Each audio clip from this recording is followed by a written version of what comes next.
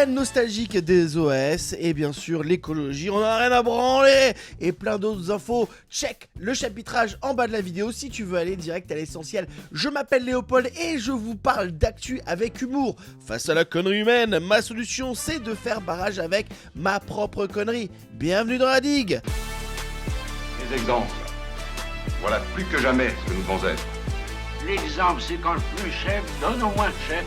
Pas le contraire. J'espère que vous allez bien. Allez, on attaque direct. Là, il n'y a rien à dire. On y va, on attaque. Bim, bam, boum. Slack, spack. Oui, j'utilisais d'anotopée.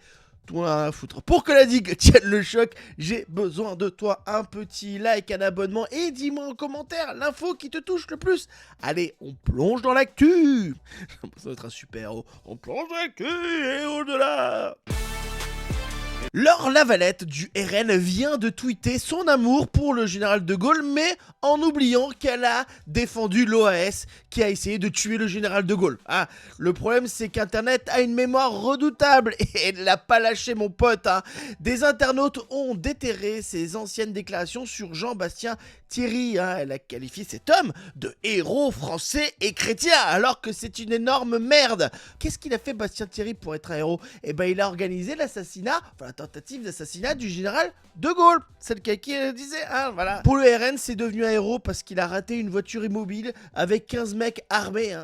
C'est pas de l'héroïsme, c'est les Charlots font un attentat, référence de vieux.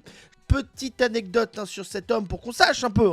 Il a été le dernier condamné à mort fusillé en France. Ça, c'est une super ligne de CV, c'est pour rentrer au RN.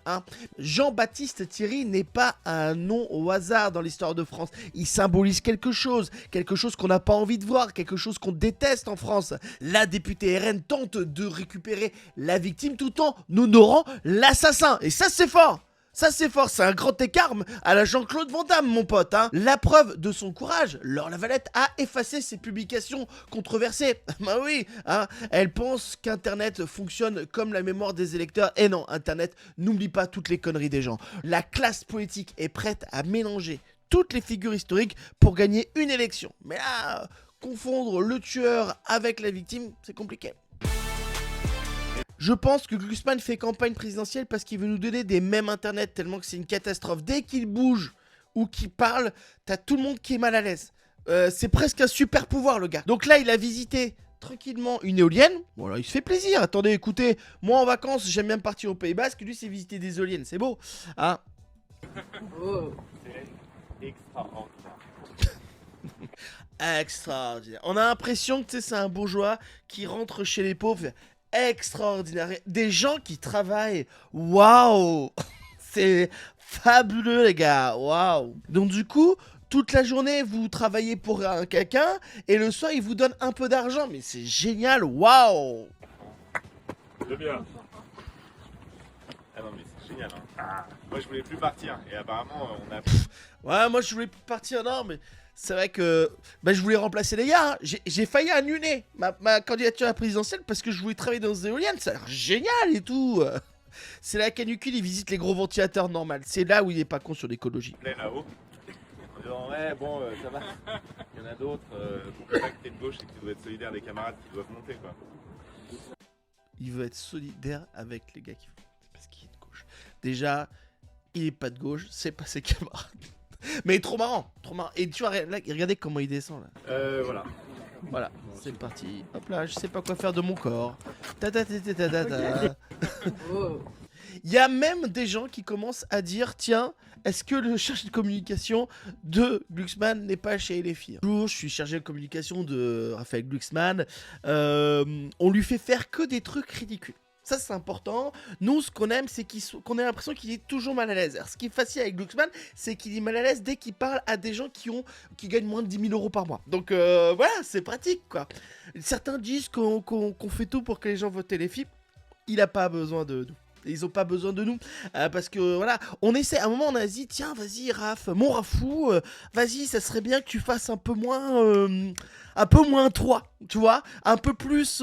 Et là, il a amené Éric Jadot et là, on s'est dit oui, il pourra pas être de gauche. On pourra jamais faire semblant qu'il soit de gauche, quoi, tu vois, voilà. Pourtant, on lui fait visiter des trucs, des éoliennes, des boulangeries, mais à chaque fois, on voit qu'il en a rien à foutre. C'est fou, c'est fou. C'est fou. En fait, même nous, il nous donne envie de pas voter pour lui. Et pourtant, on est payé par lui. C'est là où il est fort, le Rafou. Très très fort. Très très fort.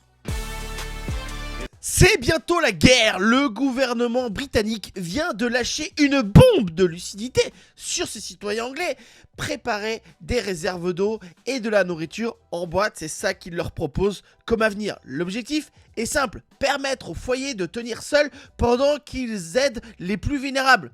Donc en fait, chacun devient acteur de sa propre sécurité. Mais est-ce que le problème ne viendrait pas du fait que le gouvernement ne veut pas investir pour aider les Anglais? Moi, c'est ça que je me pose comme question. Est-ce que c'est pas au gouvernement plutôt de prévoir les problèmes? Tu vois, les menaces s'accumulent, inondations, vagues de chaleur extrême et même des cyberattaques venues des États hostiles comme l'Iran ou la Russie. Eh, ils s'éclatent en Angleterre, hein, les gars. On dit pas comme ça, mais ils s'amusent. Hein. Et si seulement il y avait une raison pourquoi il y a un réchauffement climatique, le Premier ministre Andy Burnham et sa ministre Louise Haigh, vous êtes content de connaître tout ça, ont même convoqué une réunion de crise Cobra. J'adore quand c'est une réunion de crise Cobra, j'ai l'impression d'être dans un film des années 80.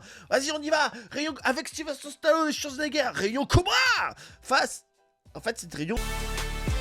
On passe au gros sujet du jour. S'il y a des sujets dont tu veux que je parle ou des questions, passe-moi dans mon Discord, on s'y marre bien. On a Sandrine Rousseau qui se bat contre Maillard, un mec de Renaissance, sur l'écologie. Parce qu'apparemment, Maillard, il s'en bat les couilles du réchauffement climatique. Parce qu'il est à Renaissance, apparemment, Renaissance... Bon, ils s'en foutent de l'écologie, tout simplement. Ouais, vous n'avez pas vécu là cet été? Vous étiez où cet été? Vous étiez à l'étranger? Mais... Vous n'avez pas vécu ce qu'on a vécu en France? T'as pas le droit de prendre... Bon, elle a raison, elle lui met la pression, On en a chié à Paris. Bon, alors, partout dans toutes les villes, on en a chié. Hein. Mais voilà, là, elle lui met la pression. Vas-y, ma Sandrine, vas-y. Vous étiez où? Alors, et donc on taxe les riches? On taxe les riches, du coup, il fera moins chaud? Oui, oui, il fera moins chaud.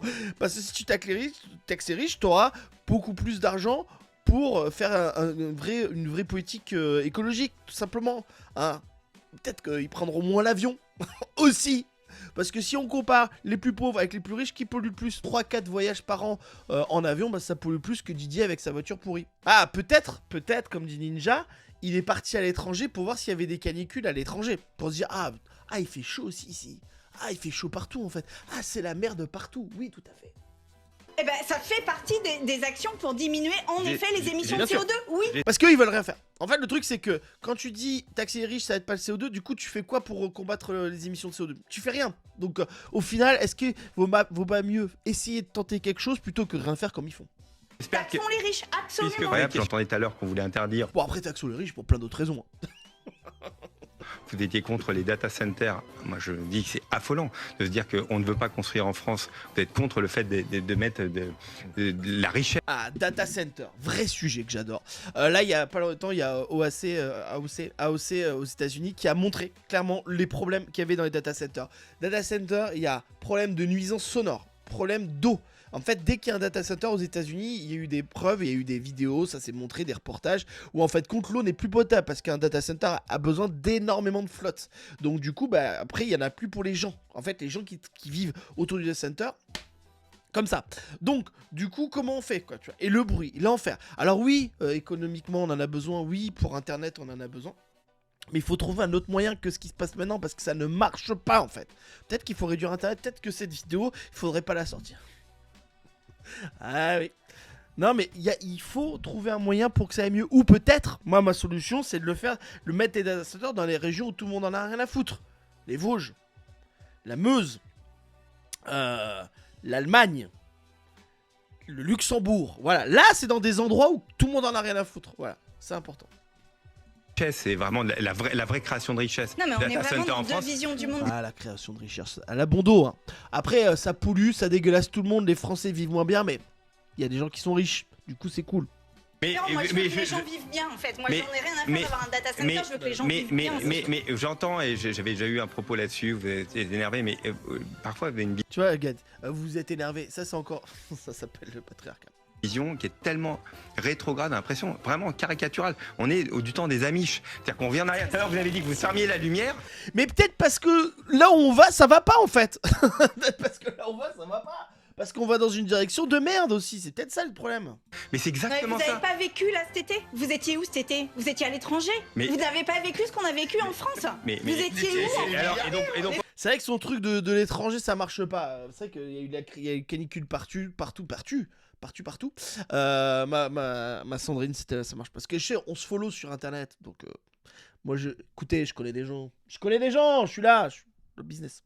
On taxe les riches, du coup, il fera moins chaud. Eh ben, ça fait partie des actions pour diminuer en effet les émissions de CO2. Oui, taxons les riches, absolument. Puisque vous étiez sûrement à Paris pendant toutes les vacances, puisque vous êtes député de Paris comme moi, à ce moment-là, on va pouvoir travailler ensemble pour pouvoir faire en sorte que... Oh là là. Et bien sûr, mais en fait, eux, ils veulent rien faire. Je sais pas si c'est la meilleure solution de taxer les riches, mais en tout cas, c'est pas la pire. Hein, ok. Et donc, du coup, surtout qu'il faut faire. Il y a plein de choses à faire pour qu'il y ait moins de problèmes canicule. Plus d'arbres, moins de goudron. Il y a plein de solutions, tu vois. Mais bon, eux, ils veulent rien changer. Eux, c'est important. On ne touche à rien du tout. On fait la même vie qui nous a conduit à cette merde parce qu'on est des robots et que nous, ce qu'on veut, c'est juste qu'au temps présent, on ait beaucoup plus d'argent. Allez, dis-moi ce que t'en penses en commentaire. Allez, on réacte aux vidéos qui font réagir. Consigny, bien sûr, qui nous dit un truc extraordinaire sur la beauté et le président. Je trouve que ça compte, moi, en politique. Je pense que Macron a été élu. Je pense que Macron a été élu parce qu'il était beau et que Jordan Bardella a été patron du RN. Oui, c'est de l'image aussi. Et donc, je pense que ça compte à l'époque de TikTok, Instagram, etc. Voilà, il a séduit Léa Salamé. Séduira-t-il les Français? Il est beau. Il faut que les Français aient envie de te baiser pour qu'après tu puisses baiser les Français. C'est ça la technique. Hein. Non mais c'est ça. Alors Hollande ça marchait pas parce qu'il n'est pas très beau. Ah mais comme Judy était belle, je sais pas. Tu vois c'est peut-être ça. T'sais.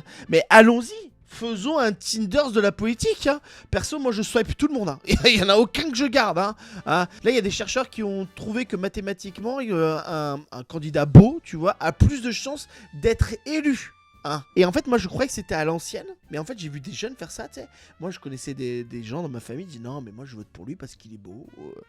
Moi je veux juste un mec qui a des bonnes idées. Voilà. Moi je m'en prends les couilles qu'il soit beau ou moche. Ou elle ou lui, tu vois. Il y a même une étude allemande qui suggère que les parlementaires très séduisants ont tendance à être davantage absents de l'Assemblée. Parce qu'apparemment, ils sont occupés à faire autre chose à côté. Parce qu'ils sont occupés à baiser. Votons que pour des moches, ils iront plus à l'Assemblée nationale. Tout simplement parce que quand ils sont beaux, ils sont invités au JT. Ils sont invités dans des boîtes à partous. Et Dieu sait qu'en Allemagne, il y en a hein, des boîtes à partous avec des tongs sans chaussettes. Moi, je pense, ma théorie, c'est qu'il faut qu'on vote que pour des moches. Donc, prenez les présidentielles qui est le plus moche. Et... il y en a quand même pas mal, hein, et peut-être ce sera lui qu'il faut aider, quoi. Alors après, en politique, le problème, c'est que même les moches, je crois beau, parce qu'ils ont tellement un égo surdimensionné que là, ils sont, moi, je suis un gros baiser, oui, parce que t'es politicien, quoi. Et il y a une autre étude britannique, j'adore les études, écoute, j'en ai pas fait beaucoup, mais j'adore les lire, a révélé que chaque centimètre en plus sur la taille d'une personne augmente les chances de voter pour un parti conservateur. Donc, plus t'es grand, plus tu votes à droite. Et Dieu sait que Glucksmann est grand. Donc voilà, donc si à un moment tu vois un mec dans la rue grand, tu dis ah toi tu votes à droite toi tu votes à droite. Voilà, bon voilà c'est comme ça. Bref en tout cas est-ce que toi tu votes, dis-moi en commentaire, est-ce que toi tu votes pour quelqu'un de beau? Moi non. Hein. Sinon j'aurais pas voté pendant tant d'années pour François Bayrou. Mais lui il avait pas d'idée non plus, donc je sais pas pourquoi j'ai voté pour lui. Moi j'ai voté Macron parce qu'il avait une cravate, premier degré en plus. Mais ils ont tous des cravates, ninja. Tous ils ont des cravates. Mélenchon a toujours une cravate. Ah non, Mélenchon il avait ce col Mahon à un moment. Ah oui, il avait... Si en plus on doit faire beau gosse et bien habillé, on va pas s'en sortir. Poutou, il avait pas de cravate. Alors Poutou, il avait pas de cravate. Non. Poutou, il avait pas de cravate. Mais du coup, les femmes, tu voterais pas pour une femme, du coup? Parce que elle a pas de cravate? On passe aux actus qui changent pas le monde, mais nos conversations à la machine à café. Hein. Ce passage est sponsorisé par moi. Allez jeter un coup d'œil à mon livre une vraie parodie de magazine dispo sur Amazon. Il y a un mec, c'est un génie, il a mis tous ses ex sur le même groupe WhatsApp pour voir s'il avait un problème lui. Mais regardez, il y a une petite twist à la fin. Les foufounas, voilà, je vous envoie un petit... Bon d'ailleurs, il appelle ses ex les foufounas, bon... Il a mis vraiment tout. Il y a Amina, il y a Julie, il y a tout le monde. Il y a tout le monde. Et là, toi, t'es là. Mais attends, c'est quoi ce groupe, les ex de Salim? Mais qu'est-ce que j'en ai à branler? Petit message, puisque je pensais à vous il y a pas longtemps. Comme j'arrive pas bien à me remettre dans une relation et tout, je voulais un peu voir avec vous ce que vous... Moi, ce que je trouve assez sain, c'est que le mec demande à ses ex où il a fauté, tu vois, où il a eu ses problèmes. Je trouve ça assez sain. Mais est-ce que t'es obligé de mettre tous tes ex? Il avait la flemme d'envoyer un message par un message, c'est ça l'histoire. Vous en pensiez, qu'on discute un peu tous les 6 de ce que vous pensez qu'il n'a pas été avec moi, du problème que j'ai pu avoir, que voilà, pour que voilà, je puisse avancer, qu'on puisse avancer tous ensemble. Donc si vous avez des petites remarques, des trucs que je pourrais améliorer, sauf Sarah, parce que je t'ai trompé, Ah. je vais peut-être même t'enlever du groupe. Donc si Donc, sauf Sarah parce que je t'ai trompé et je vais peut-être t'enlever du groupe. Mais pourquoi tu l'as mis dans le groupe? Oui, Kim Nox, avancez tous ensemble, mais elle avance déjà sans lui en fait, les meufs. Elles ont déjà zappé, tu vois. Et Sarah, elle est dégoûtée, quoi. Ouais, ça. Sauf Sarah parce que je l'ai trompé, Juliette parce qu'elle est conne, Sophie parce que c'est ma sœur. Ah ouais, bah je vous aurais pas dû vous mettre dans le groupe en fait depuis le début. C'est un génie. vous pensez qu'il y a des choses pertinentes à dire, des choses à mettre à plat pour qu'on avance et que je puisse enfin être heureux, dites-moi quoi. Merci beaucoup les filles. Mes foufounas. Pour que je sois enfin heureux. C'est beau. Non mais en fait moi c'est la flemme du gars et le culot du gars qui m'épate. Franchement c'est fou. Merci d'avoir suivi la digue, j'espère que vous avez apprécié, n'hésitez pas à commenter, à liker, ça fait beaucoup. Il y a du boost aussi là si vous êtes sur téléphone portable. Voilà, merci, c'est tous les jours, du lundi au vendredi. Et on est aussi le matin sur Twitch de 6h45 à 7h30 pour faire l'enregistrement. Merci beaucoup.